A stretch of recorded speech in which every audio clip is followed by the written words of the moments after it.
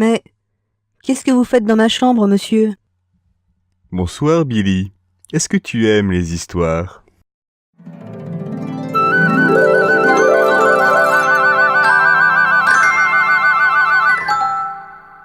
Il y a fort longtemps, tel un certain barbu avant lui, le diable désirait lui aussi avoir un fils qui pourrait servir ses propres ambitions parmi les mortels. Et c'est du fond de quelques sombres abîmes qu'il échafauda son plan. Un plan simple s'il en est. Trouver une jeune femme innocente qui porterait son enfant. L'envoyer de Satan parmi les hommes. Il attendit longtemps son heure, observant les mortels. Les siècles passèrent. Et c'est alors qu'il trouva celle qu'il cherchait. Une jeune fille qui n'avait plus ni père ni mère. Mais il ne savait comment l'atteindre, car il était assez facile de repousser un démon à l'époque. Avec des prières, et même avec une simple bougie.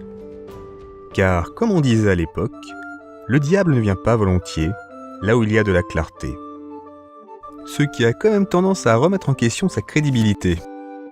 Je suis Belzébuth, prince des enfers. Tiens, prends ça! Non!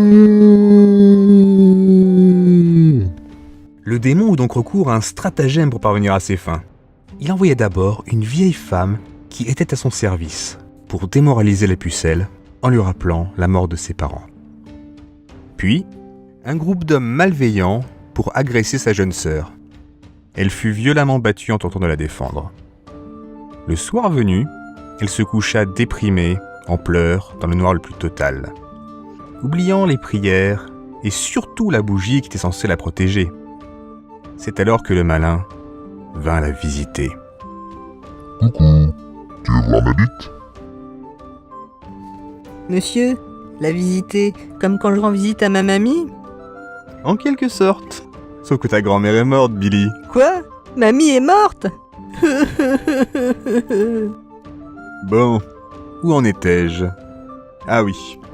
S'étant rendu compte au matin de ce qui s'était passé, et voyant son ventre s'arrondir au fil du temps, la jeune fille se décida à aller voir le magistrat local, pour lui exposer son cas. Le magistrat, horrifié, la fit enfermer dans une tour, d'où elle ne pourrait sortir qu'après la naissance de l'enfant, pour être ensuite exécutée. Elle finit par mettre au monde un garçon couvert de poils. Quand le magistrat vint pour appliquer la sentence, le nourrisson se mit à parler au grand étonnement de tous. Il défendit sa mère de façon si brillante que la sentence fut finalement levée. La jeune femme se retire dans un monastère où Merlin grandit paisiblement auprès d'elle jusqu'à l'âge de 7 ans, perdant au passage ses poils et devenant un enfant presque semblable aux autres garçons de son âge.